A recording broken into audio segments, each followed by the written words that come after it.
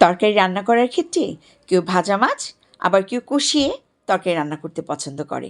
আমি কিন্তু কষিয়ে তরকারি রান্না করতে পছন্দ করি, আর যখন ভাজা করি তখন ভাজাই করি। তো আজকে কষাতে কষাতে ভাবলাম ছোট্ট একটা টিপস শেয়ার করি। মাছ যে ভালো করে কষেছে বুঝবো কী করে?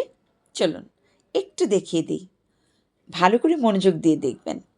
এই যে দেখুন ছোট্ট মাছের টুকরোটা, এই মাছের ঠিক যেই পয়েন্টগুলো আমি দেখাচ্ছি, এই পয়েন্টগুলো যখন ফুলে ফুলে এবং সফট সফট একটা ভাব চলে আসবে, তখন বুঝতে হবে মাছটা কিন্তু প্রপারলি কষে গেছে। আর যদি এইরকম ভাবটা না আসে, একটা টান টান শক্ত টাইট ভাব থাকে, তাহলে বুঝতে হবে মাছটা কিন্তু প্রপারলি কষেনি। দেখুন এই পাশটাও কিন্তু সেম ওয়েতে সফট সফট ফুলে ফুলে আছে, তার মানে প্রপারলি কষে গেছে।